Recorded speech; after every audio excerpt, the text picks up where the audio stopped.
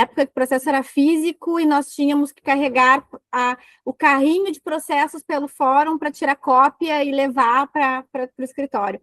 Então, o direito bancário teve muitas modificações ao longo desses anos, e com isso eu fui acompanhando, né, 10 anos já como advogada, vou fazer no próximo ano, e antes trabalhei como estagiária com direito bancário, em escritórios, trabalhei no TJ, também em câmeras de negócio jurídico bancário, então tenho quase toda a minha experiência no direito com advocacia bancária.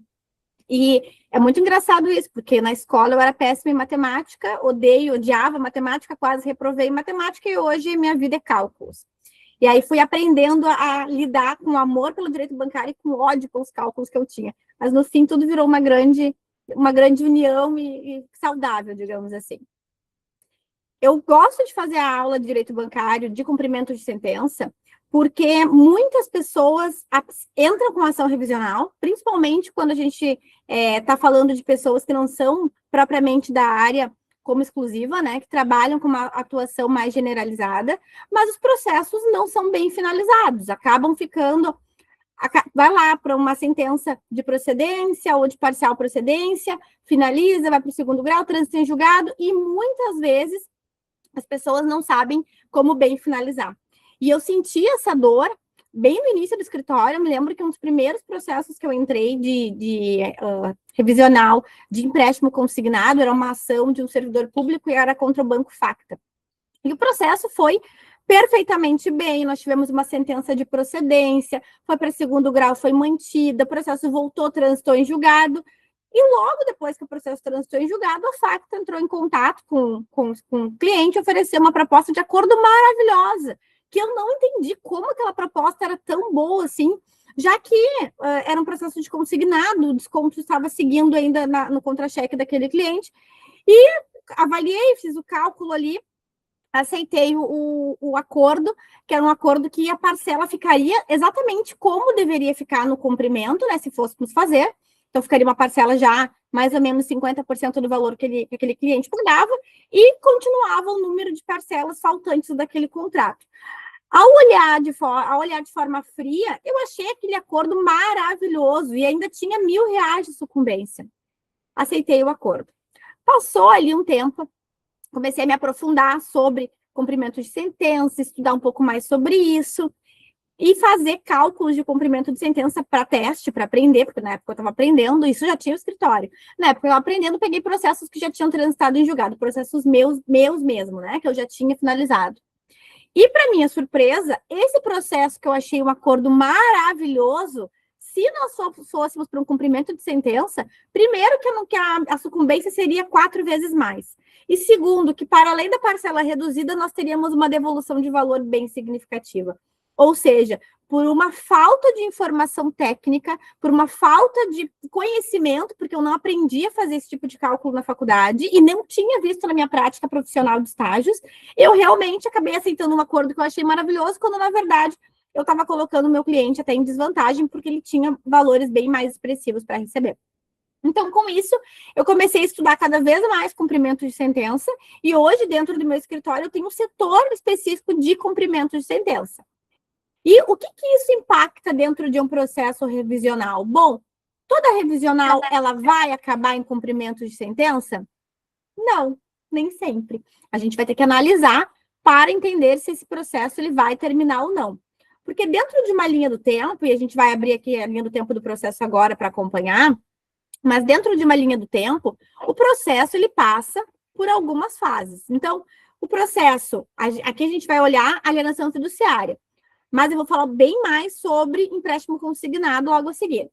Dentro de uma alienação fiduciária, o processo vai ter uma petição inicial, vai ter a análise da JG de liminares, vai ter a contestação, a réplica, sentença e recursos, e após o trânsito em julgado. Ao decorrer desse trâmite, a qualquer momento pode haver um acordo, uma composição entre o consumidor e a instituição financeira. Um acordo que vai ser intermediado pelo escritório? Evidente, um acordo que vai ser intermediado, que vai ser homologado, que vai ter uma finalização. Mas, se não ocorre ao longo dessa linha do tempo esse acordo, o processo ele pode, e a tendência que vá, para um cumprimento de sentença de readequação contratual. Por que eu falei que a gente vai falar sobre alienação fiduciária e cumprimento de sentença de empréstimo consignado? Porque a finalização, ela é diferente. O objetivo do cumprimento de sentença, ele vai ser diferente. Quando estiver falando de uma alienação fiduciária, né, de uma revisional onde o objeto é um veículo, e eu não fechei um acordo ao longo daquele trâmite, eu tenho a tendência que aquele consumidor, aquele nosso cliente, ele é um cliente inadimplente. Por quê? Porque, via de regra, o consumidor, quando ele entra com uma ação revisional, ele já está devendo para a instituição financeira. E para fazer um acordo ao longo desse processo, via de regra, aquele cliente ele fica, de fato, inadimplente até o final do processo. Então, no momento que eu vou para um cumprimento de sentença após o trânsito em julgado, a tendência é que esse consumidor ele esteja inadimplente com a instituição financeira. Então, eu vou ter dois caminhos, caso ele esteja, de fato, inadimplente. Eu vou buscar ou uma quitação integral do valor reduzido, de acordo com os parâmetros da minha sentença, ou eu posso buscar um cumprimento de sentença onde o objetivo vai ser ele pagar aquela parcela readequada, aquela parcela reduzida, que ele deveria ter pago no início do contrato e que não pagou, e que pagou de forma abusiva. E a segunda diferença aqui da alienação fiduciária para o empréstimo consignado é que lá no empréstimo consignado, o que a gente vai buscar também é uma devolução dos valores pagos a maior, porque aquele credor, o banco, ele não teve um cliente inadimplente, ele vai seguir recebendo o que já vinha sendo descontado, porém de uma maneira reduzida. Aqui na alienação fiduciária, eu vou falar de uma outra coisa. Eu vou dizer de um cliente que ele está inadimplente. Ou seja, aqui é muito mais interessante eu compensar os valores que ele pagou a maior em vez de pedir devolução. Porque como que eu vou pedir devolução se ele está inadimplente? Então, a gente vai entender essa diferença aqui, que é bem importante e bem pontual. E aí, minha opinião pessoal de experiência, né, profissional. Aqui é o ponto-chave da gente conseguir enxergar como efetivamente a gente vai levar vantagem financeira e econômica para esse cliente. Porque, diferente das outras áreas de atuação, o direito bancário, claro, nós vamos buscar trazer uma tranquilidade financeira, um processo justo, que a gente consiga fazer aquele consumidor pagar o que de fato deveria, né? Mas a gente também vai tentar fazer com que ele tenha alguma vantagem econômica financeira, seja de receber valores que ele pagou a maior, seja de reduzir aquela dívida no valor inferior ao que ele pagaria se seguisse naquele contrato. Então, dentro da nossa linha do tempo, tem uns pontos importantes aqui para a gente ver. Primeiro ponto, na petição inicial, a gente sempre inclui cálculos, e a gente vai falar sobre cálculos durante todo o trâmite do processo, seja alienação fiduciária, seja empréstimo consignado. Então, na minha petição inicial, nós vamos ter os cálculos que vão ser cálculos, teoricamente, estimados.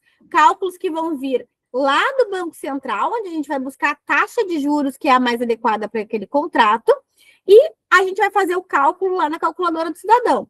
Mas até aqui, boa parte do nosso cálculo, ele vai ser um cálculo estimado, porque normalmente o nosso consumidor aqui não tem o contrato de financiamento, seja empréstimo ou seja veículo. Muito dificilmente aquele cliente, aquele consumidor, ele tem o contrato. Alguém levantou a mão, perdão. Elias? Levantou a mão? Pode falar. Ah, tá, perdão. Logo depois disso, a gente vai ter análise de AJG e liminares. Se eventualmente a gente tem ali, se a nossa liminar, né, nossos pedidos liminares, eles forem deferidos, e a gente vai levar para um agravo de instrumento os nossos pedidos de redução de parcela, não inscrição de SPC e Serasa, manutenção da posse do bem. Se eu for levar para um segundo grau, eu novamente vou ter que fazer cálculos de novo para demonstrar aquela abusividade contratual. Então, aqui, novamente, eu vou utilizar as ferramentas do Banco Central. A contestação é o momento que o banco vai trazer o contrato. Bom, a partir daqui, o meu cálculo não pode ser estimado. Eu preciso fazer um cálculo mais próximo possível da realidade. Por quê? Porque aqui eu vou ter os documentos probatórios que são necessários. Então, lá na minha petição inicial, nós já pedimos a inversão do ônus da prova, pedimos para vir aquele contrato, e lá na réplica, que é o momento posterior ao banco ter trazido os contratos, nós vamos apresentar novos cálculos. Ah, mas o meu cálculo ficou diferente da minha petição inicial, tem problema? Não. Eu não estou mudando o que eu estou pedindo, eu não estou mudando minha forma de pedir. Eu estou simplesmente mudando o cálculo. Então, aqui na réplica, tranquilamente, meu cálculo pode ser diferente do que foi na petição inicial. O que eu não posso alterar na minha réplica? O tipo de taxa que eu estou utilizando.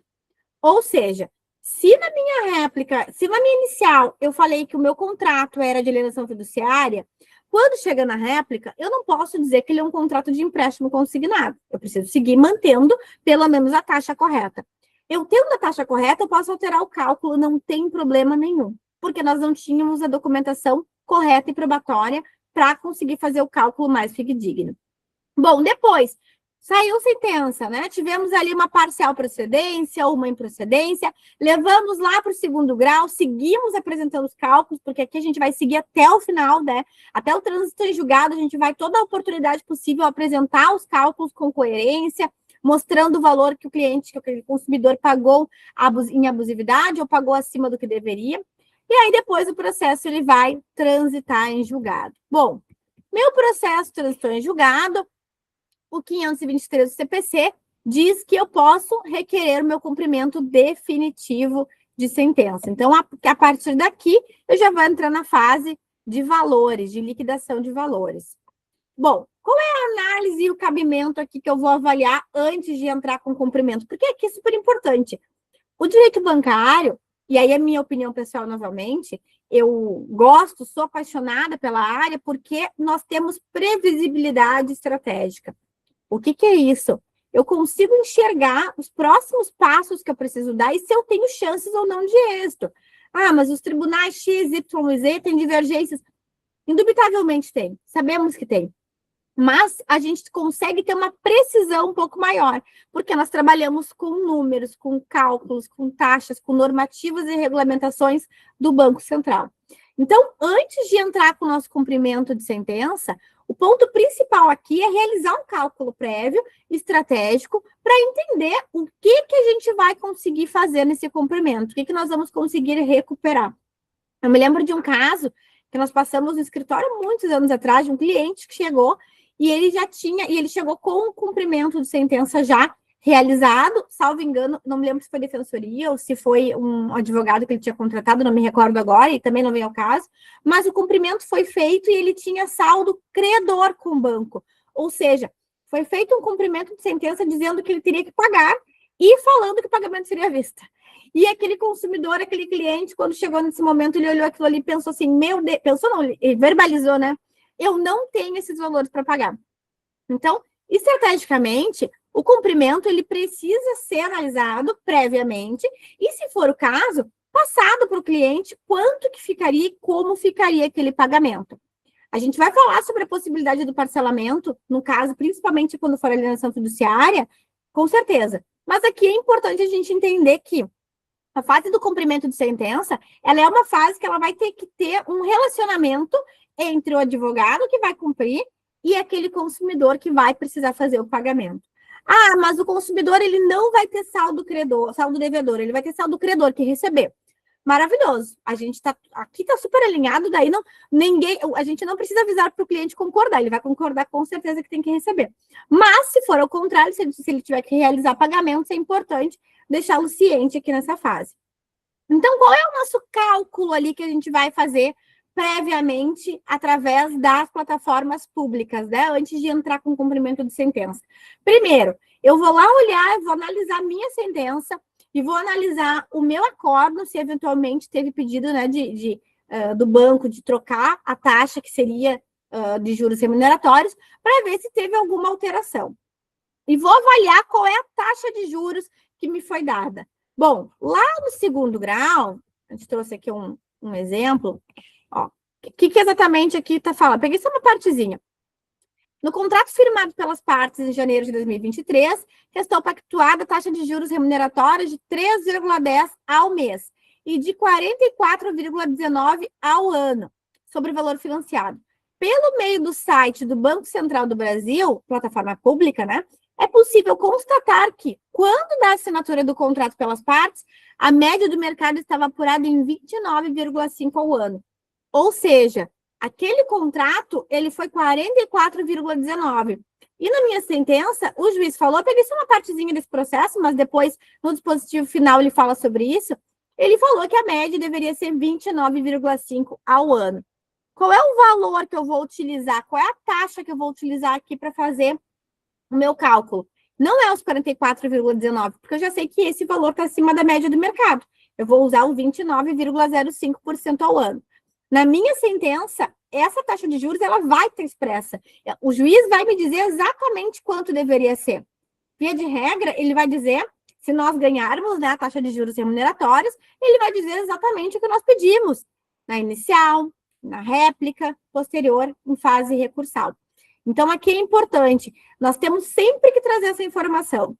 Às vezes acontece de, numa petição inicial ou numa réplica, ser colocada que a taxa de juros deve ser a média do mercado, ou deve ser a taxa de juros do Banco Central. Não, aqui eu preciso demonstrar cabalmente qual seria a taxa de juros correta a ser aplicada naquele contrato, para poder motivar que o juiz, na sua sentença ou lá no meu acórdão, tenha expressamente a taxa de juros que eu vou utilizar para fazer o meu cálculo.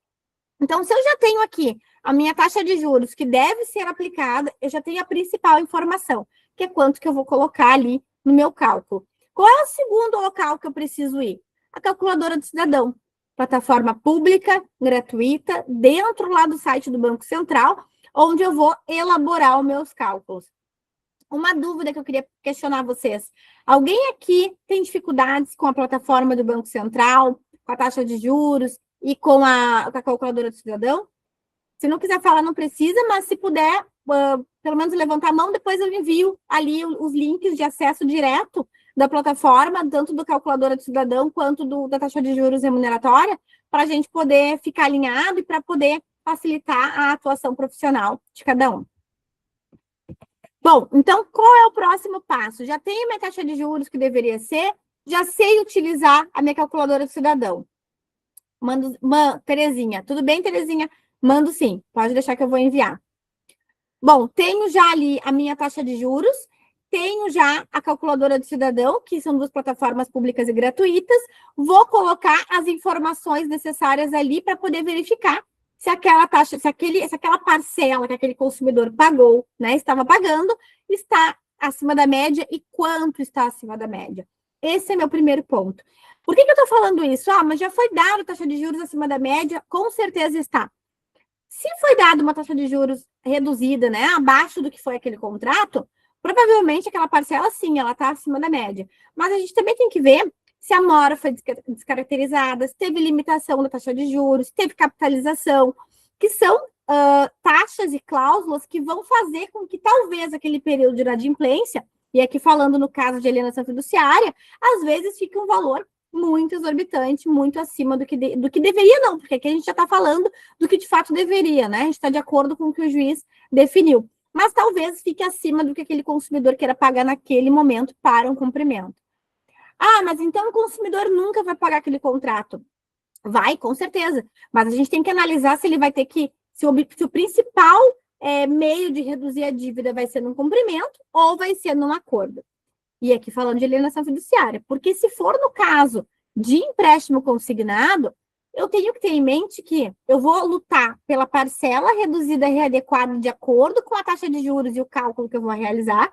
Então, de acordo com a taxa de juros que aquela sentença me deu, e com o cálculo que é uma plataforma aberta e pública, mas eu vou ter um outro caminho também, que eu vou lutar para recuperar valores. Aqueles valores que foram pagos a maior, que sejam devolvidos para aquele consumidor.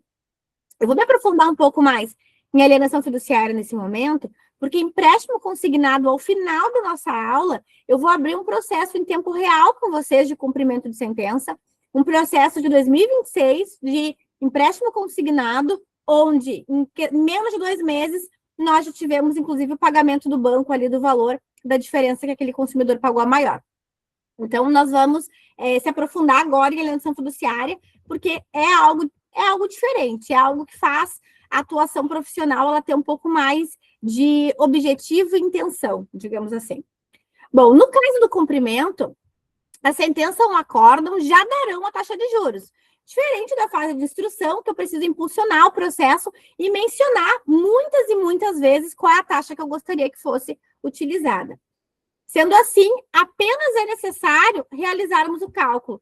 E aqui eu boto apenas como se fosse a coisa mais simples do mundo, em que pese eu saiba que não é. Mas é importante a gente mentalizar que o cálculo do cumprimento de sentença é um cálculo simples, fácil, tranquilo de fazer. Porque na prática ele é um cálculo cansativo, ele é um cálculo diferente. Mas eu entendo que é importante a gente enxergar como isso é bom para o processo, como aqui a gente vai ter efeitos positivos para aquele cliente, como aqui a gente consegue finalizar o processo de uma forma mais técnica e profissional. Nem sempre o acordo vai ser o melhor caminho, nem sempre. Então, nós vamos aqui para o nosso cálculo. E aí, qual é a nossa metodologia de análise aqui, né? Pensando estrategicamente. Realizei o cálculo, tudo aqui é prévio. Eu ainda não fiz meu protocolo do meu cumprimento de sentença, estou analisando. Bom, situação 1. O valor pago a maior, né? O excedente que aquele consumidor pagou, eu vou falar consumidor em vez de autor e réu, para ficar mais didático. Supera o que resta a pagar, né? As vincendas, ou seja, nosso exemplo prático aqui. O nosso consumidor, ele pagou 30 mil. Desses 30 mil, 10 mil foi a mais do que deveria. Ou seja, ele tem 10 mil para receber de volta da instituição financeira. E as vincendas, o que ainda tem a ser pago, é só 5 mil. Ou seja, ele já quitou aqueles 10 mil a mais que ele tem para receber, quitam os 5 mil que ele tem de vincenda e ainda teria valor para ele receber de devolução. Aqui é o melhor cenário.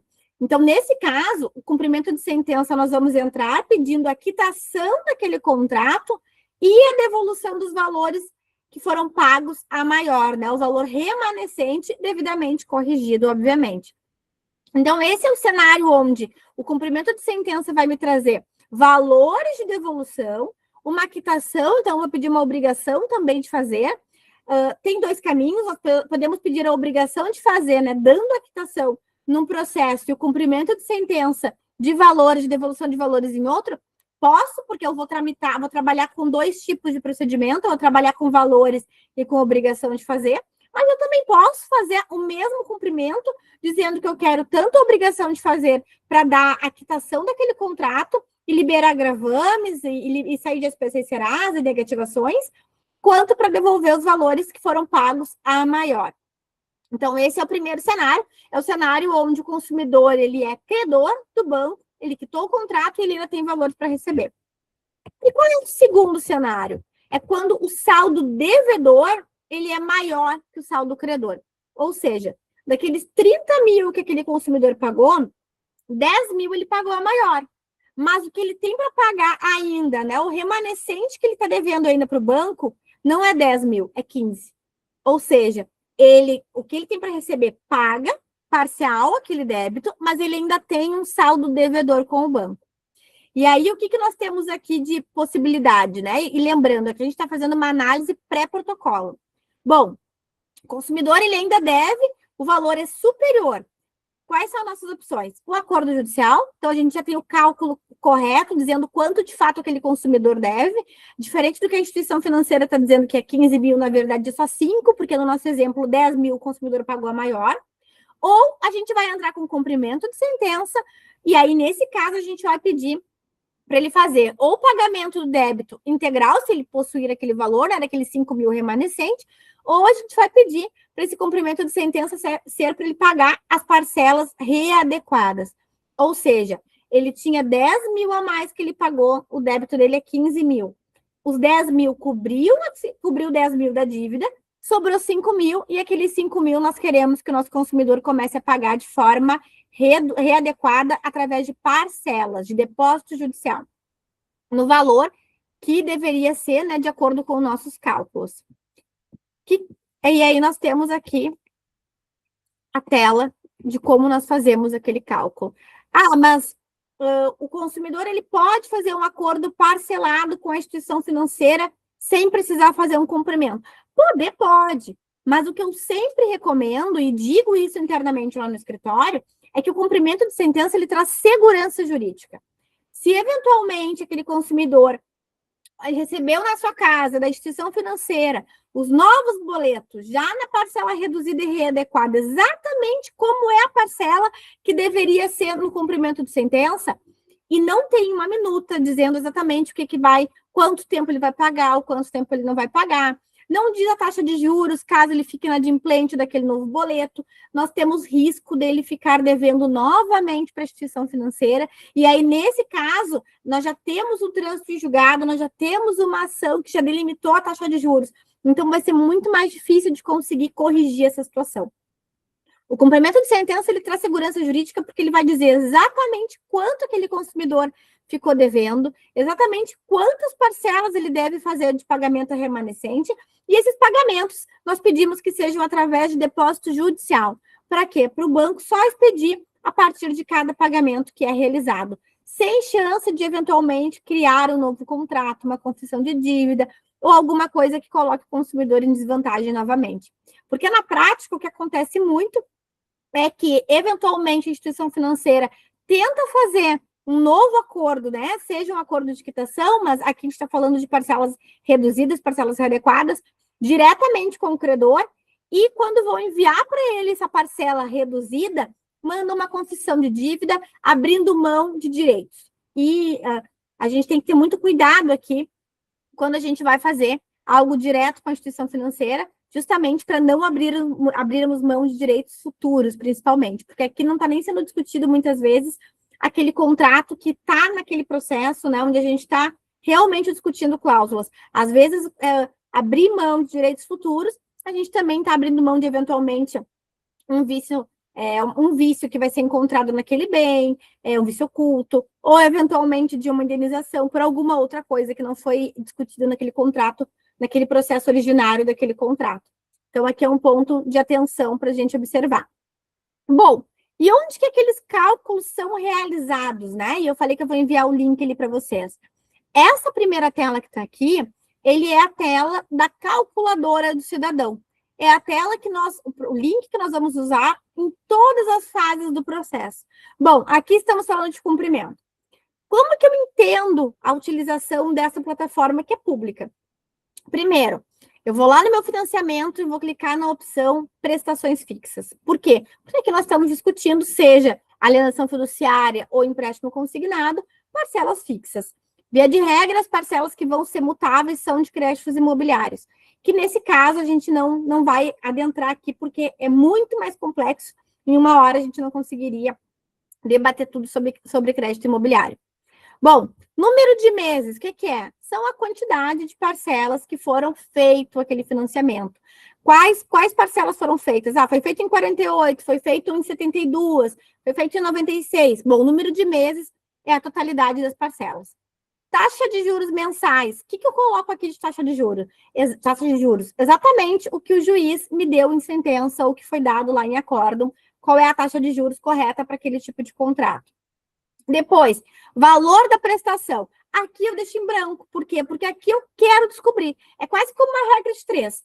Essa plataforma, ela é assim. São 4 perguntinhas. O que eu deixo em branco, ela vai me trazer de informação. Então, aqui eu quero saber qual é a parcela que eu vou lutar dentro do meu processo. Então, aqui eu vou deixar em branco. E no valor financiado, eu vou colocar o valor de fato que foi financiado. E aqui, muito importante, a gente não inclui entrada nunca. Por quê? Porque a entrada ela não vai para o banco, ela não vai para a instituição financeira. Então, eu vou preencher com o número de meses, com a taxa de juros mensal e com o valor financiado. Mas foi o empréstimo, o valor que aquele consumidor retirou de empréstimo. E o valor da parcela, da prestação, eu deixo em branco. Por quê? Porque é a quarta informação, é o que eu quero descobrir. Depois que eu coloco essas informações ali, eu vou botar em calcular. E aí a minha plataforma vai me dizer qual é o valor da parcela correta que deveria ser. Bom, e aí qual é a minha análise? E tudo aqui a gente está ainda falando da forma anterior ao protocolo, a propositura.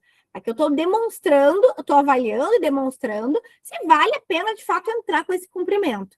Bom, e aí na nossa análise, depois que a gente realizou o cálculo, a gente já tem as informações de taxa de juros, de quanto deveria ser a parcela, o que eu preciso analisar aqui? Primeiro, vantagem ao consumidor.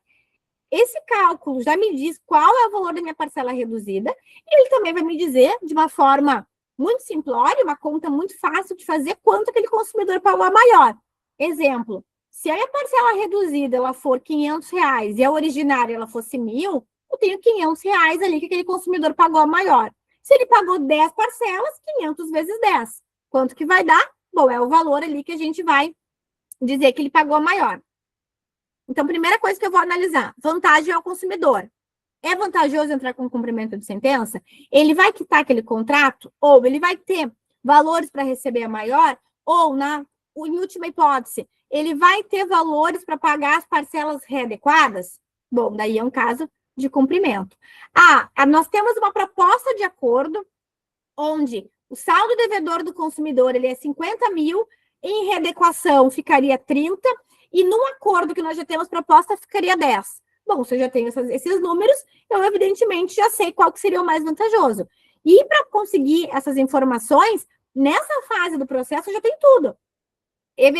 Com exceção ali do acordo, que eu vou ter que estar em comunicação com a instituição financeira, mas tirando isso, nessa fase do processo, eu tenho todas as informações pertinentes para conseguir fazer essa análise mais técnica. Depois, e aqui é super importante, risco de reversão em execução do banco contra o cliente. Bom, vamos lá. E aqui é um ponto de atenção. Entrei com o meu cumprimento de sentença. Lembram que lá no nosso caso B, tinha a possibilidade daquele nosso credor, do nosso consumidor, ele ter um saldo devedor superior ao que ele teria que receber? Bom, vamos pensar aqui no nosso exemplo. Ele teria para receber 10 mil, mas o débito é 15. Ele tem 5 mil em aberto ainda. E eu não conversei com esse cliente, eu não conversei com esse consumidor, eu não falei para ele que ele teria para receber, que ele teria que para pagar 5 mil ainda. E eu entrei com o cumprimento de sentença. No cumprimento de sentença, eu solicitei o pagamento das parcelas reduzidas readequadas, né, com o valor correto que nós entendemos devido. Nós mandamos as guias para o consumidor e aquele cliente não pagou aquela parcela, ele não fez o pagamento. O que pode acontecer aqui? O banco pode pedir, ele pode usar o nosso cumprimento de sentença para pedir, né, a execução contra aquele consumidor. Isso pode acontecer. E aí nós colocamos um problema ainda maior no colo daquele cliente. Aqui, claro, pensando no cliente inadimplente com a instituição financeira.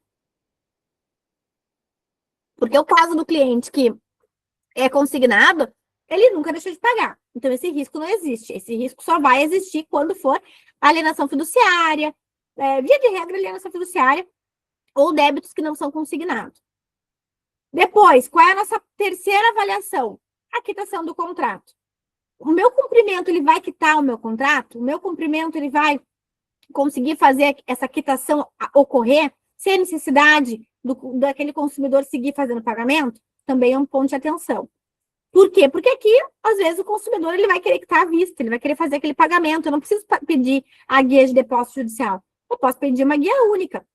Nós tivemos um caso no escritório onde, na readequação contratual, a parcela do consumidor era R$ 680, mais ou menos, no originário, e na readequação no cumprimento de sentença, nós conseguimos compensar os valores que ele pagou a maior, e ele ficaria com um saldo devedor de R$ 1.080 com a instituição financeira.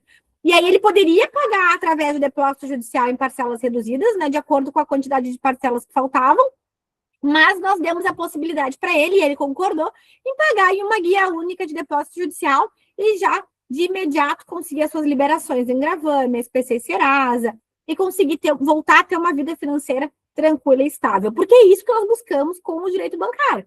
É fazer com que aquele consumidor volte a ter um equilíbrio financeiro. Eu costumo dizer assim, a dívida do direito bancário, a dívida de um contrato, ela não é uma dívida só daquele consumidor que contratou o advogado. É a dívida da esposa que vai cobrar do seu marido a quitação daquela dívida, é a dívida da ligação diária, da telemarketing cobrando, e daquele consumidor que não pega mais o celular porque tem medo da cobrança. É uma dívida que vai além da conta bancária, ela vai para o psicológico também. Então, aqui a gente tem sempre que trazer essas possibilidades, entender o que aquele consumidor ele também está buscando e quais são as reais possibilidades dele naquele momento. E depois, o adimplemento do acordo com as taxas aplicadas na fase instrutória e recursal. Aqui nada mais é que utilizar, lá na nossa liminar, né, vamos supor, lá na fase de instrução, nós pedimos uma liminar para manter na posse do bem, para reduzir o valor da parcela, para não ficar em SPC e Serasa, ou para retirar do SPC e Serasa, ou se for empréstimo, para reduzir o valor daquela parcela de imediato, ou eventualmente suspender aquele desconto. Então, se no curso da minha tramitação instrutória, aquele consumidor pagou o depósito judicial, né? Ele foi pagando no trânsito, lá no final, a gente também tem que pedir para que seja levantado esses valores em favor do banco, da instituição financeira, e abatido lá na nossa fase de cumprimentos, né? Abatido no débito geral. Bom, e depois?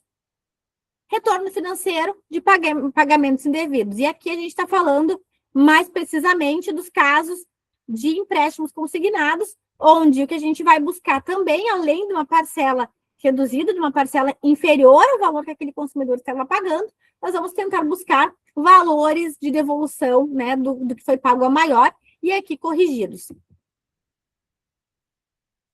Bom, e qual é a nossa análise, né? Aqui até deixa a tela para quem quiser tirar uma foto e salvar, que isso aqui é super importante.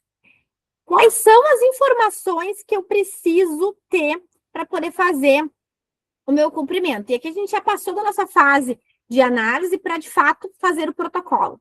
Quantidade de parcelas pagas, valor da parcela original, valor da parcela readequada, quantidade de parcelas remanescentes. E aí, com isso, nós vamos ter qual é o saldo credor e qual é o saldo devedor. Essas informações, toda vez que for fazer um cumprimento de sentença, eu preciso saber, porque ela vai me dar essas duas respostinhas ali no final, que é o saldo credor e o saldo devedor. E com isso, eu vou ter mais segurança na hora de fazer o pedido dos pagamentos, sejam de pagamentos reduzidos, né, seja de devolução. E aqui nós temos um exemplo, que é um exemplo mais próximo de alienação fiduciária.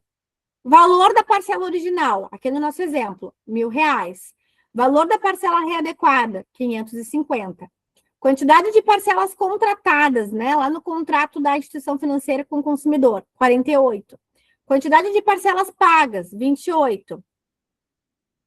Ou seja, aqui está o nosso cálculo mais esmiuçado. Qual é a diferença entre as parcelas? A paga e quanto deveria ser? R$450 por parcela. Quanto que o nosso consumidor pagou excedente? Bom, é 450 vezes 28 parcelas pagas, que dá um total de 12.600. Ou seja, o consumidor, ele é credor da instituição financeira, 12.600. E aqui eu nem estou corrigindo, a gente está falando de valores simples, mas depois teria que fazer a correção, né? Parcelas restantes, 20 parcelas vincendas, ou seja, tem 20 parcelas ainda para serem pagas. Saldo devedor após a readequação, que teremos 20 vincendas vezes 550, que é a parcela readequada, vai dar 11.000. Tampouco está claro ali no slide, mas eu vou dizer para vocês que seriam aqui 20 vezes 550, dá 20.000. Isso é o que o consumidor estaria devendo para a instituição financeira. Ou seja, aqui no nosso exemplo, o consumidor tem para receber da instituição financeira 12.600. O consumidor deve para a instituição financeira 11.000. Ou seja, ele é credor superior, né? Ele quita o débito com o que ele tem para receber e ainda vai sobrar aqui em torno de R$1.600 para ele receber de devolução. E obviamente que vai ser superior esse valor porque não está corrigido ainda. E aí nós temos o artigo 368 do Código Civil, que ele vai dizer o seguinte, aqui é um ponto importante. Se duas pessoas forem ao mesmo tempo credor e devedor uma da outra, e aqui a frase é ao mesmo tempo, né? Por isso que eu falei que esse exemplo é de alienação fiduciária. As duas obrigações extinguem-se até onde se compensarem. Ou seja, como os dois são credores e devedores, nós vamos compensar o débito e a diferença maior recuperar para aquele consumidor. Essa aqui é a nossa base para o pedido de compensação dos valores pagos a maior, que é bem importante. E aí depois, neste caso, sendo o saldo credor superior ao saldo devedor, o procedimento correto deve ser o cumprimento de sentença, pedindo a quitação mais a devolução dos valores pagos a maior, corrigido monetariamente. Ou seja, nós vamos quitar o contrato e receber devolução de valores. Bom, e o nosso exemplo 2 aqui? Os valores vão ser parecidos, mas o exemplo vai ser diferente. Valor da parcela original, R$1.000. Valor da parcela readequada, 550. Quantidade de parcelas contratadas, 48. Quantidade de parcelas pagas, 10. Aqui é a diferença principal do meu cálculo. Lá ele tinha pago 28, aqui ele pagou 10 parcelas. Bom, qual é o cálculo aqui mais esmiuçado que nós vamos fazer? Diferença entre as parcelas, R$ 450 por parcela. Mesma coisa do exemplo anterior. O que ele pagou excedente aqui? 450 vezes 10 parcelas pagas, que vai dar R$ 4.500. Então, o consumidor ele vai ser credor da instituição financeira apenas R$ 4.500. Quantas parcelas restantes ele tem? 38 parcelas. Então, o nosso saldo devedor, após a readequação, 38 vincendas vezes 550, que é o valor da parcela reduzida, readequada, ele ainda vai ser devedor de R$ 20.900. Ou seja, o saldo devedor dele é superior ao saldo credor. Posso entrar com cumprimento de sentença igual? Posso entrar. Claro que aqui a gente vai trabalhar com estratégia. Então, nesse caso, sendo o saldo devedor superior ao saldo credor, nós teremos duas opções. A primeira, um acordo judicial de quitação, se for mais vantajoso. E a segunda, o cumprimento de sentença de readequação contratual, almejando o início da parcela reduzida ou readequada. Então, eu vou pegar esse meu saldo de 20.900, que agora eu já sei qual é o saldo real, e vou dividir pela quantidade de parcelas restantes. Aqui está o exemplo. Cumprimento de sentença de readequação contratual com finalidade de parcela reduzida. Nesse caso, o objetivo é iniciar o pagamento da parcela reduzida, readequada, né? Especialmente no cumprimento de sentença de alienação fiduciária, nós iremos buscar a compensação dos valores pagos a maior. E aqui tem uma coisa importante, é especialmente quando for alienação fiduciária. Porque quando for empréstimo consignado, nós não queremos a readequação. Nós não queremos, aliás, a compensação. Nós vamos querer a readequação sem compensação para aquele consumidor ter valores a receber de devolução. Então, nosso exemplo anterior, 20.900, que é o nosso saldo devedor, após o recálculo, né? Que vai dar ali menos 4.500, que é o que o consumidor já pagou a maior, o saldo novo devedor vai ser 16.400. Esse é o saldo devedor corrigido. Esse saldo devedor, ele pode ser pago de duas formas. O valor de 16.400 numa única guia de depósito judicial, ou a gente vai usar o valor dos 16.400 vezes as 38 parcelas restantes. A gente vai pedir 38 parcelas, 38 depósitos judiciais para os pagamentos ser da forma e do modo contratado. Ou seja, eu posso fazer com que aquele consumidor ele pague os 16.400 de uma única vez ou de forma parcelada. E aqui tem um ponto bem importante, trazendo um pouco da prática profissional. Contrato bancário precisa ter cláusula no contrato de honorários de vantagem econômica, porque o que nós vamos buscar para esse consumidor é que ele pague cada vez menos o valor daquela dívida. Então, nesse caso, a vantagem econômica é imediata. Na dívida anterior ao cumprimento, ele teria 38 mil de dívida.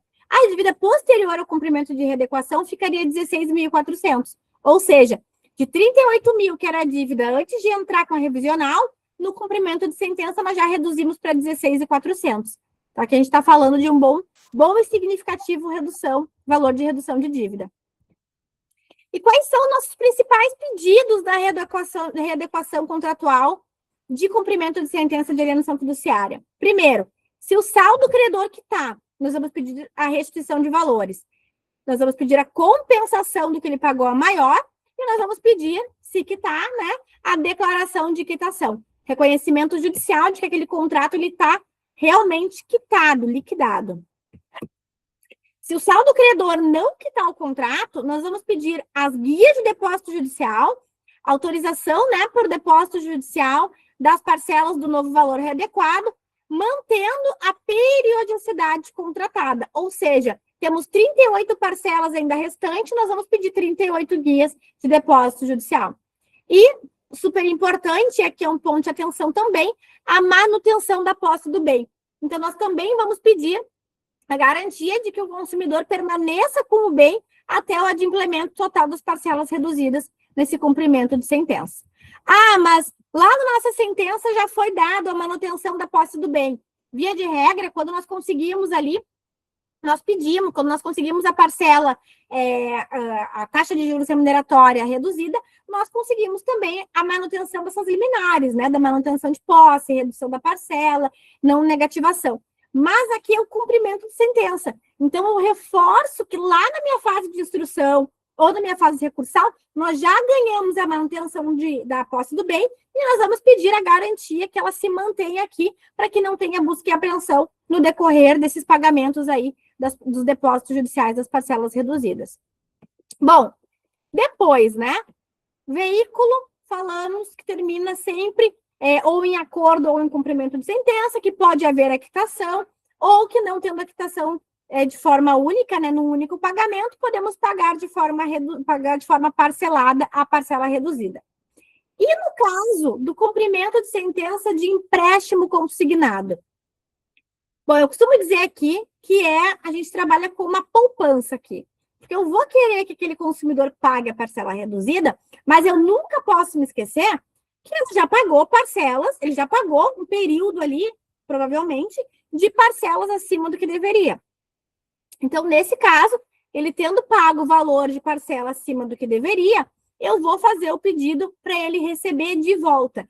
Lá em veículo, nós pedimos para ter a compensação, porque ele pagou a maior compensar. Bom, já aqui eu vou pedir para que não tenha compensação. Eu vou pedir para que o que ele pagou a maior retorne financeiramente para ele. Então, aqui, cumprimento de sentença de readequação de contratos de empréstimo consignado. Bom, diferente dos casos de alienação fiduciária, nesse caso é imprescritível, termos a não compensação. E aí nós vamos trazer aqui o 369 do CPC, que ele vai dizer o seguinte, né? E é super importante. Ele vai... Aqui não está exatamente como ele está aqui. 369. Ele exige que, para compensar, as dívidas sejam líquidas, vencidas e fungíveis, sabendo que não pode ser considerado exigível pela compensação um débito não exigível para pagamento. Mas o que é isso, um débito não exigível para pagamento? Diferentemente de alienação fiduciária, que via de regra o nosso consumidor está inadimplente, no empréstimo consignado, via de regra, ele está adimplente, ele não deixou de pagar em nenhum momento. Ou seja, se ele pagou a maior, ele é credor do banco, mas ele não é devedor, ele estava pagando durante todo esse tempo. Ele vai ser credor apenas. O que ele vai pagar de parcela reduzida são de vincendas. Vincendas não é vencidas. Ou seja, eu vou usar o 369 para poder dizer, na verdade, no meu cumprimento, que eu só vou querer que aquele consumidor pague a parcela reduzida daquele mês em diante. As parcelas que ele pagou a maior, eu quero, devolução, dinheiro no bolso do consumidor. Mas o valor, e o banco, tese de defesa do banco, né? Mas o valor precisa ser compensado. O valor que ele pagou a maior vai ser compensado porque o débito ainda é muito maior para frente, né? O que ele está devendo ainda é um valor alto. Não, mas espera aí. Consignado, nós temos uma coisa ali no contra-cheque, 90% dos casos, que é o seguro. Quem aqui nunca viu um seguro prestamista, né? Ali embutido naquele contra-cheque? Quem trabalha com empréstimo consignado já viu que, eventualmente, tem o contrato do empréstimo consignado na linha de baixo, seja INSS, seja servidor público, já tem ali o valor do seguro prestamista na maior parte das vezes. E o que esse seguro é? É o seguro que vai lá e vai ressarcir aquela instituição financeira caso aquele consumidor tenha óbito e não consiga fazer o pagamento. Ou seja, a instituição financeira ela não perde nenhum momento aqui. Se o consumidor ele fez um empréstimo, ele pagou 50 parcelas de um total de 72, e aí na parcela 51 ele vem a óbito, todas as parcelas restantes vão ser quitadas pelo seguro. Agora, num cumprimento de sentença, ele pagou 51 parcelas a maior. Se ele só compensa, tudo bem, vai quitar o contrato, mas ele teve 51 meses pagando a mais do que ele deveria. É justo ele não ver a cor desse valor? Não, não é justo. Então, a gente usa essa argumentação no cumprimento de sentença, que esse consumidor, ele receba de volta tudo que ele pagou a maior de forma corrigida. Por quê? Porque ele vai poder usufruir daquele valor em vida. Diferente da instituição financeira, que se acontecer alguma coisa, vai receber igual. A instituição financeira não iria perder. Ou seja, ela não teria penalidade por ter cobrado um valor acima do que deveria. Então, esse artigo aqui ele é super importante. Bom, depois, quando as obrigações tiverem por objeto prestação de coisas incertas, somente serão compensáveis se a escolha competir aos dois devedores. Se couber aos dois credores, ou a um só deles da qualidade de devedor e um credor, não poderia se falar em compensação. Ou seja, instituição financeira versus um consumidor que está devendo, exemplo claro, alienação fiduciária, onde tem devedor, onde aquele consumidor tem parcelas em aberto, sim, a compensação é aplicável e está correta. Agora, empréstimo consignado, onde não tem parcelas vencidas, apenas vincendas, tem que se afastar da compensação. E essa motivação de afastamento da compensação tem que ser trazida ao longo de toda a fase instrutória. Então, por exemplo, nas minhas peças, eu já peço na petição inicial para que não tenha compensação. Em réplica, eu falo da não compensação. Lá na sentença, se o juiz ignorou a compensação, eu entro com embargo de declaração e, eventualmente, se foi dada a compensação, nós pedimos em recurso a não compensação. Então, eu sempre motivo para que isso seja falado a todo momento, porque é um ponto importante que faz total diferença no processo. Bom, nos cálculos do cumprimento de sentença de empréstimo consignado, eu vou usar o mesmo cálculo que eu ensinei lá em cima, na fase de alienação fiduciária. Eu uso o Banco Central para confirmar a taxa, eu vou olhar a sentença para dizer o que o juiz falou, eventualmente vou olhar o acórdão e vou levar lá para a calculadora do cidadão. E aqui eu trouxe um acórdão que fala um pouquinho, aqui é do RS, mas nas próximas eu vou fazer uma enquete perguntando de que estado a turma que vai assistir a aula é, para trazer os estados que vocês, os julgados dos estados que vocês estiverem. Então, aqui eu trouxe uma do RS que fala: admite-se apenas a compensação de possíveis débitos já vencidos, devendo ser afastada a determinação de compensação de parcelas vincendas. Ou seja, aqui nós temos um julgado que corrobora com tudo que nós falamos até aqui, que não pode ser compensado. Bom, e depois, né? E agora? Exemplo de cálculo de cumprimento de sentença de readequação de contrato bancário de empréstimo consignado.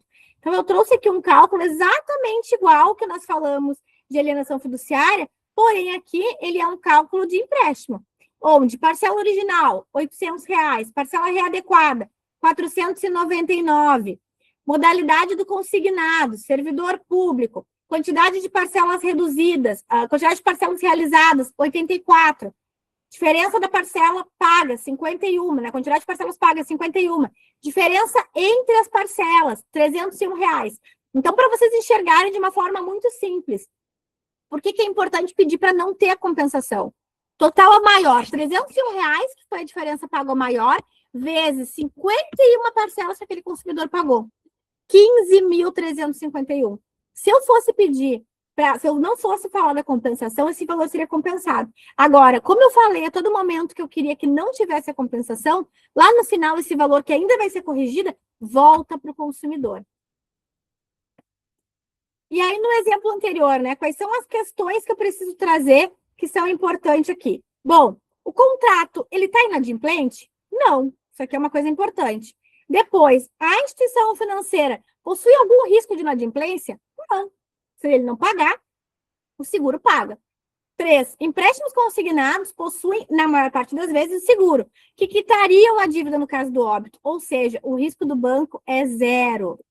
Nesse caso, não teria nenhuma justificativa para, além de enriquecimento ilícito, compensar o saldo das parcelas. Leia-se aqui, vincendas e não vencidas. Então, aqui é um ponto bem importante. Bom, e no nosso caso, né, seguindo o exemplo, pediríamos o seguinte, né, o que a gente pede? Contrato de empréstimo consignado. Devido à natureza do desconto em folha e à segurança da instituição financeira, os pedidos seguem uma lógica de não compensação automática. Então, nós pedimos a readequação imediata, ordem, né, para que o banco modifique o valor da parcela descontada de imediato, a repetição do indébito, ou seja, depósito judicial do valor pago a maior acrescido de correção monetária, e a abstenção de compensação. Então, proibição de que o banco utilize o crédito que o consumidor tem para receber para abater as parcelas vencidas, vincendas que ele teria ali. Pessoal, alguma dúvida quanto à questão dos cálculos, o comprimento, a análise? A hora é agora.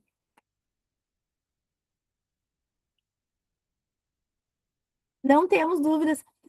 Então, eu vou pedir para a Ingrid só parar a gravação, que eu quero mostrar para vocês em tempo real um processo de cumprimento de sentença.